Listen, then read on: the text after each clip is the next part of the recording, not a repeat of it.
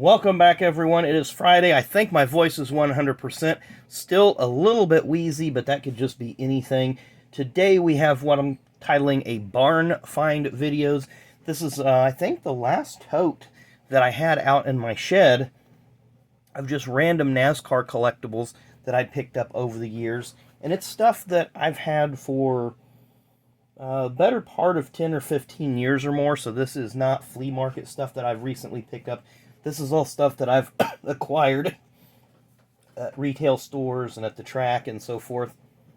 So, excuse me, quick jump cut there so I could cough. We got these Winner's Circle figures of Dale Earnhardt. Of course, these were published, I believe, after he passed. 25th anniversary Cup Series. Maybe they're not. I don't know. Let's look at the back and see what the date on them is. 1999. So, no, he was still alive and well, had 3 wins in 1999, swept Talladega, and of course won that controversial Bristol race. This is a Brickyard win for 1995 that particular figure had. This is number 2 of 8, Charlotte Motor Speedway. This is going to be probably the 94 win. The plastic's a little faded, but it's still in pretty good shape.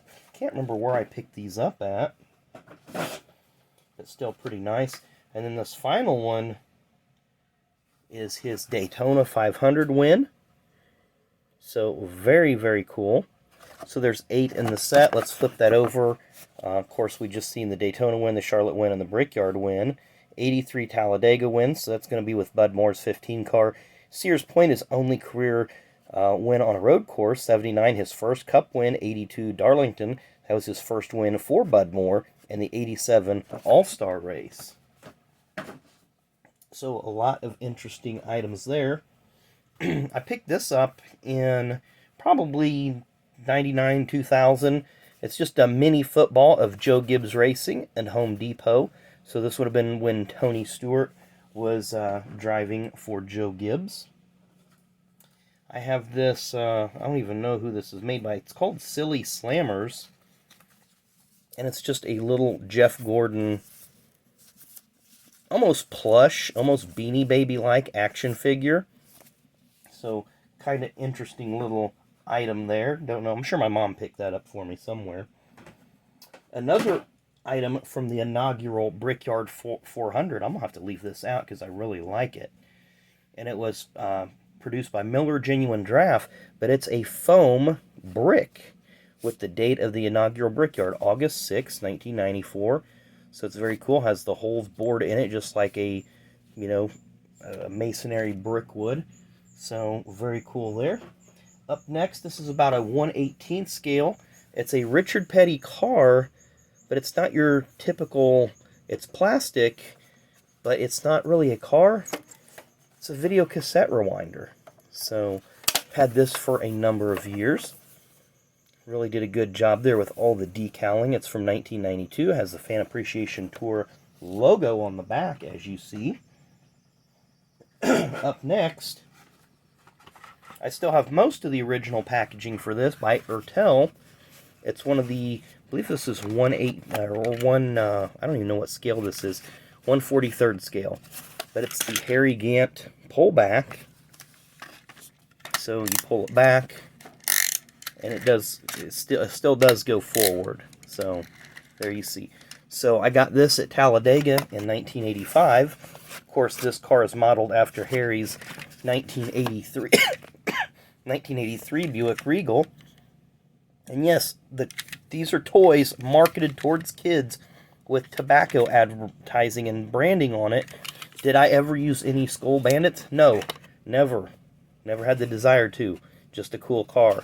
So, I don't even know if it says ages 8 and up or anything. Yeah, look at there, right there. Recommended for ages 3 and over. So, they wanted a 4-year-old to play with a Skull Bandit toy. So, whatever that is, that's cool. Up next, this is one of the first licensed, not NASCAR games, but it's a game for the Commodore 64. Richard Petty's Talladega. You see Richard Petty there in the cover. They got his Pontiac there. Gameplay was horrible on this thing. It had discs, the floppy disks, and the cassettes that you could use for these. The cassettes were very, very slow. Even the discs were even slow back then as well. But pretty interesting game. There was 3 cars. There was 43, which was obviously Richard Petty. Then there was a 21 car, and I think an 11 car. An 11 car and a 21 car, which I think were just supposed to represent Junior Johnson and the Wood Brothers. But they had generic names, and then they had other, like, 14 other cars in the field that were very nondescript and were always very slow. Up next, I have by Case Collectibles a Davy Allison case knife with a 1992 Max card with the Case branding on it. So very cool. Never been opened. Authentic Max race card. So I really like that. With Davy's car right there and his likeness. And then also etched into the blade itself. So pretty cool there. Excuse me.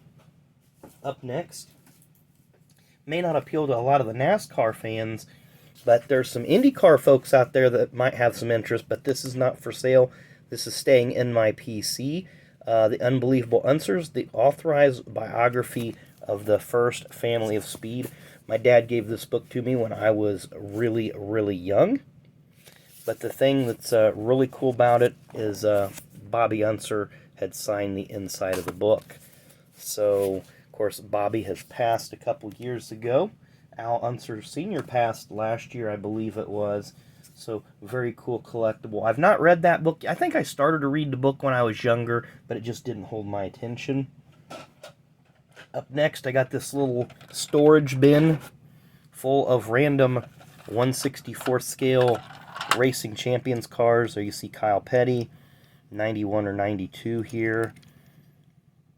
I'd really have to look at the contingencies to figure out which is which. And I got them all parked in there a certain way so they'd fit. Sterling Marlin, so this is going to be an old one. And it's actually got the rubber wheels on it. So it says 89. It's an actual Oldsmobile molded car. No Tampo graphics or stickers. Very, very generic. Sterling ran this car, of course, in 89 and 1990. Let's look and see who we have in the next bin. Looks like Rusty Wallace. Kenny Wallace, Busch car. Cox Treated Lumber car. Michael Waltrip. Looks like Dave Marcus, Richard Petty, and a Hut Strickland. I see a Petty peeking out down here with 2 Earnhardts. Let's get a look at this Earnhardt, because these two are very, very different. You can see this is probably from 89. Yeah, that one's from 89, and it is missing a wheel. I think back in the day I used to take these rubber wheels off and actually put them, these are plastic so they're not going anywhere. That should be like a 93. It's actually 91, nonetheless. But you can see the difference in the molds. This one's very generic. Even the 3 is not italicized. But I used to take these tires off and put them on, use them as spare tires for my slot car racing track. Got Jim Sauter, it looks like Morgan Shepherd. A couple Davy cars. You don't see the gold logo or the gold numbered car very often. So 1990, 91. Looks like we got J.D. McDuffie, Derek Cope, and Ricky Rudd. And then we have Jimmy Means, and I'm going to guess those are both Sterling Marlins because they're Fords. Did that take care of all the bins? That did, except for this one. Got Morgan Shepherd, Rusty Wallace, and Darrell Waltrip. Do I have anything else in here of noteworthy? Yes, I do. And it's going to take me just a minute to sort these out. But we'll get to these in just a second.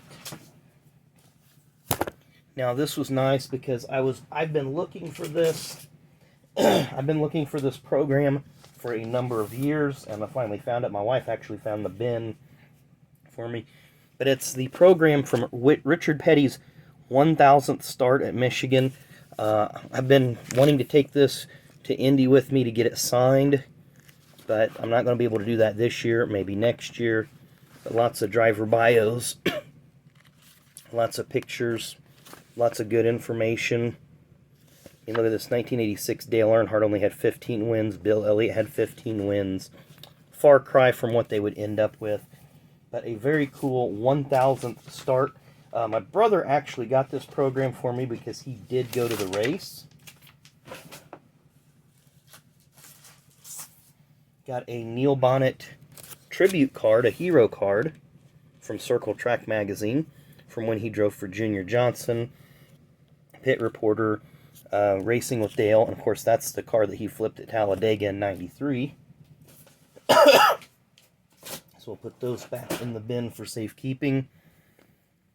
And got some interesting stuff here. Some TV guides. A lot of younger folks may not know what TV guide was or the purpose of it. But before you had on-screen programming, every week you'd go to the grocery store, you'd pick up a TV guide, you'd go through the listings, and you'd look at your channels, you'd see what was on TV. Looks like on Channel 9 and on FX, Chicago White Sox are playing at St. Louis. Got all sorts of different programs on. It'd give you information, but they had different NASCAR drivers on the cover, so there you got Smoke on the cover of that one. Jeremy Mayfield actually made the cover of TV Guide, as did Bobby Labonte. You have Jeff Gordon, of course, he's going to make the cover. Terry Labonte. Another one with Gordon. Got the Intimidator. DJ. There's the fourth one to go with the other ones that we just seen. Then you got Petty and Earnhardt. Jarrett and Yarborough. I thought it was funny they paired these two together. Obviously these two because 7 and 7. But Cale Yarborough gave Dale Jarrett his first true full-time ride in NASCAR. Thought that was kind of funny. Jeff Gordon and David Pearson, second and third on the all-time wins list. And then our last pair is Mark Martin and Bobby Allison. And we also have a Jeff Gordon. And our final TV guide here is another Jeff Gordon. I'm sure I've got a few more TV guides tucked away somewhere. I know there's a couple of them that have like a, what's that Prism cracked ice. It has like a cracked ice type cover. But it looks like there's not really anything else in the bottom of this box. A couple more 1/64 die casts, but nothing of interest because they were in that first bin. They're also in the second bin. So anyway, hope you guys enjoyed this edition of Barn Finds with just some really hodgepodge stuff that I've had collected over the years. So anyway, thanks again for watching. Enjoy the rest of your Friday, and we will see you again tomorrow.